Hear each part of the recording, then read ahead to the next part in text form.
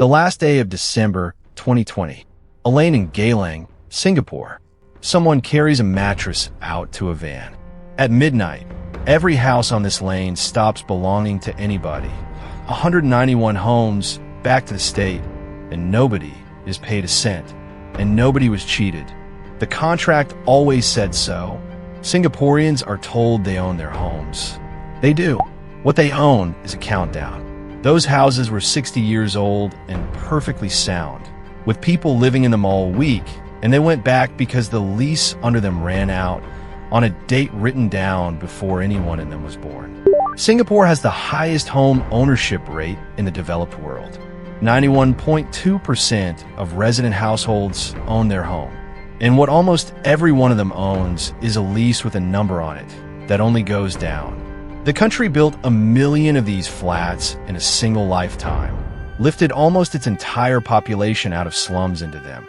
And it is the most successful housing program any government has ever run. All of that is true. And at the end of it, the value of what you bought is zero on a date already written down. Here is the first question, and this film answers it in full. How does a country with no farmland, no oil, no hinterland, and no water of its own go from squatter huts to 9 in 10 households owning their home in about 60 years? Because that part is real. In 1960, income per person in Singapore was $428 a year on World Bank figures, poorer than most of the world you would not want to live in. By 2024, it was $94,897. That is not a typo, and it is not adjusted trickery. It is the same series, 64 years apart. 77% of Singaporeans live in flats their government built.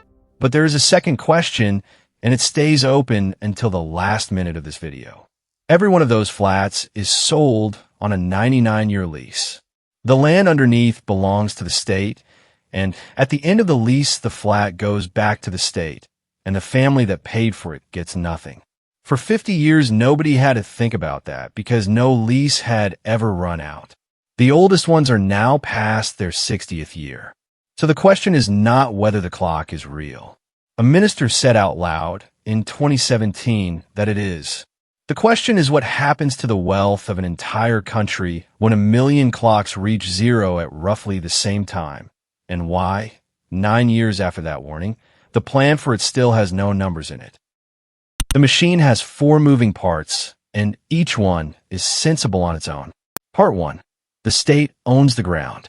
Not most of it by accident, deliberately by law, which we will get to. Part 2.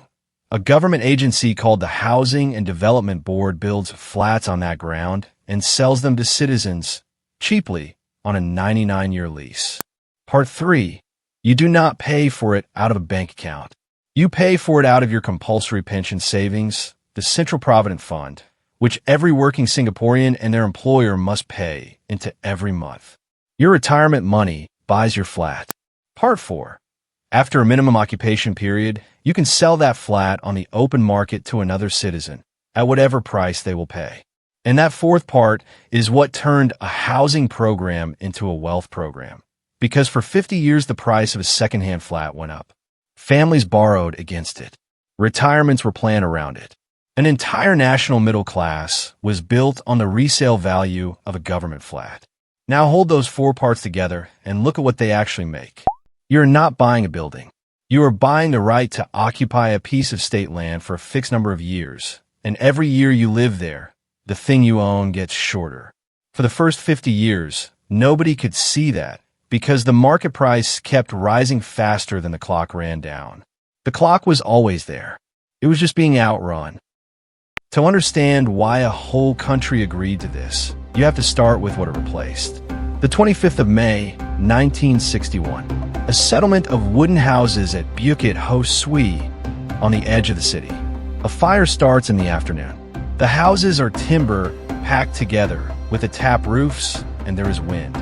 By evening, 4 people are dead, and about 16,000 are homeless. 16,000 in a country of 1.5 million. Roughly 1 in 100 people in Singapore lost their home in a single afternoon. Now, imagine you are one of them, standing on a road at 9 at night with whatever you carried out. You do not own the land your house stood on. You have no insurance because nobody insures a squatter hut. You have no savings that would rebuild anything. What would you say the odds are that in 9 months you will be living in a concrete flat with a tap and a toilet inside it? That your family will be there for the rest of your life? Because that is what happened. The government, which had been in office for barely 2 years and had created its housing board the year before, rehoused the fire victims, the first 6,000 within days. By 1970, the same ground held 12,500 new flats. If you had lived through that and somebody handed you keys to a flat with a 99-year lease on it, you would not have asked what happens in year 100. You would have taken the keys. Now the ladder, 5 steps, each one solving the problem the last one created. Step 1, land. You cannot build a nation of flats if you have to negotiate with every landowner. So in 1966, the government passed the Land Acquisition Act, which let the state compulsorily buy private land for public purposes at a price the state set. Between 1959 and 1984, it acquired 43,713 acres, around a third of the whole country. By 1985, the state owned 76.2% of Singapore's land, up from 31% in 1949. That is the foundation the entire system stands on, and it was not a market transaction. Step 2, build. The Housing and Development Board was created on the 1st of February, 1960, replacing a colonial body that had managed about 23,000 units in over 30 years. HDB has now built more than 1 million flats. Step 3, pay for it. Ordinary wages in the 60s could not carry a mortgage, so the state let citizens use their compulsory pension savings, the CPF, to buy the flat. That solved affordability instantly and quietly did something else. It turned the family home into the family retirement. Step 4, let them sell. A resale market opened, and prices climbed for decades. The government named this out loud, asset enhancement, the flat as the ordinary family's main store of wealth. Step 5, and this is where the ladder turns into a trap. None of it changed the lease. Every flat sold under every one of those steps is still 99 years and not a day more. The state gave away the use of the land. It never gave away the land. Put yourself in it, because this is where the abstraction turns into a person. Imagine you're 35 years old in Singapore today. You have a job, a spouse, a child on the way, and you buy a resale flat in a good area near your parents. The block went up in 1979, so the lease has about 52 years left. You pay 600,000 Singapore dollars for it. Most of it from your CPF, which is to say, most of it out of your own retirement. Now, do the arithmetic that nobody does at the viewing. When you're 87, the lease ends. The flat goes back to the state. Your child does not inherit it because there is nothing to inherit. Everything you paid has to come back to you before then, through living in it, or through selling it to somebody else who will do the same some you are refusing to do now. And here is the part that gets sharper every year. The person you eventually sell to has to get a loan. Since May 2019, the rules tie that to the clock. You can only use your CPF in full if the remaining lease covers the youngest buyer until they're 95. Under 20 years left, and CPF cannot be used at all. So the flat does not become worthless on the last day. It becomes harder to sell decades before that, because the pool of people who are allowed to buy it keeps shrinking. Now, the money, because the reason nobody wanted to hear any of this is that for 50 years the deal paid. Look at what happened to the country. In 1960, output per person was $428 a year. In 1970 alone, the economy grew 13.9%. By 1980, it was $4,928 a head. By 2000, $23,853. By 2024, $94,897. That is higher than the United Kingdom at $53,000 and higher than the United States at $86,000. The flats went up with it. And here is the side story that tells you how strange the market has become. These are government flats on leases with a resale price index that the state publishes and manages. In 2024, 1,035 of them sold for $1 million or more. In 2025, that number was 1,594, up 54% in a single year, a record. People are paying $1 million for a fixed-term right to occupy public housing. Meanwhile, the index itself has started to stall.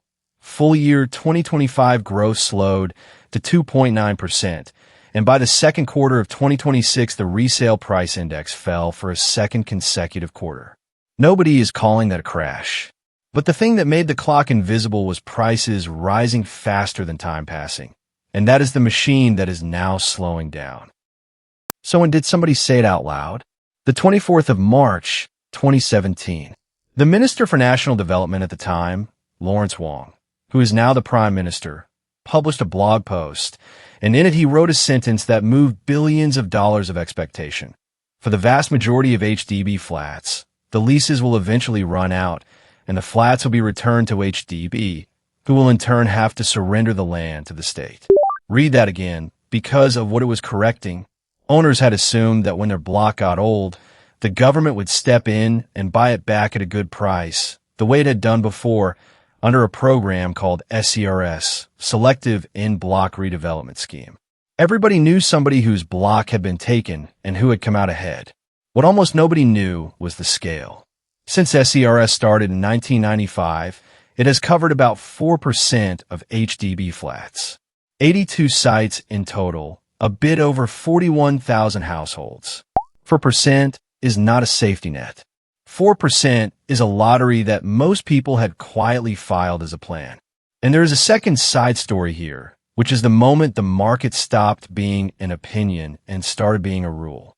2 years after that blog post, in May 2019, the government tied lending to the lease. Flats whose remaining lease will not cover a buyer to 95 got restricted CPF use, and under 20 years, none at all. That is a policy, but it is also a valuation. The state told the country, in the only language a market really hears, that an old lease is worth less. The mistake in this story does not belong to the buyers. Read the contract, and it says 99 years in plain language. Nobody was defrauded. The mistake was in the words that grew around the contract for 50 years. A government that called its housing policy asset enhancement, in a country where the flat is the family's whole balance sheet, taught 2 generations to hear a leasehold as a freehold because in every year of their lived experience it behaved like one. And the deeper reason it behaved like one is not policy. It is geography. Look at the land. Singapore has about 719 square kilometers and, in 2023, a population density of 8,242 people per square kilometer. That is the highest in this comparison, higher than Hong Kong at 7,177. For scale, the Netherlands is 531. The United Kingdom is 283. When you cannot make more land, and you keep adding people, the price of standing on the land you have only moves one way, and it hid the countdown for half a century. But density is not a defense against arithmetic. A lease that ends in 2079 ends in 2079 whether the island is crowded or not, and the more the flat is worth on the way there, the more there is to lose at the end. Which brings us back to the lane in Geylang. 191 terrace houses, built in 1960 on a 2-hectare plot. These were not HDB flats, and the lease was 60 years, not 99, and that difference matters, so let us be exact about what this proves and what it does not. It is not the first HDB block to expire. It is something narrower and, for that reason, more useful. It is the first residential land in independent Singapore to reach the end of its lease and go back to the state. The test case, and it ran exactly as written. The leases ended on the 31st of December, 2020. The Singapore Land Authority confirmed the plot returned to the state on the 1st of January, 2021. No extension, no compensation. The residents have been told in 2017, 3.5 years ahead, and they moved out. Nobody went to court because there was no case. The document had said this since 1960. Now sit with the scale for a second. That was 191 homes on 2 hectares of Gaelang. Behind it stand more than 1 million flats on leases that began in the 60s, the 70s, and the 80s, holding the retirement savings of most of a nation. The first HDB leases start expiring in the 2060s. Everything about the mechanism has now been demonstrated. What has not been demonstrated is what a country does when it happens 1 million times. Here is the twist that comes after the climax, and it is the reason this is not a story about a scandal. There's a plan. On the 19th of August, 2018, at the National Day rally, the Prime Minister announced VER, the Voluntary Early Redevelopment Scheme. Precincts reaching about 70 years old will get to vote on whether the government buys the whole neighborhood back before the lease runs out. It is explicitly less generous than SERS. It was set to begin roughly 20 years after the announcement. That was almost 8 years ago, and the terms have still not been published. No formula, no price, no worked example of what an owner would actually receive. And this is where the numbers underneath get uncomfortable, because the pressure is not stable, it is still rising. In 1960, Singapore had 1.65 million people. Today, it has just over 6 million.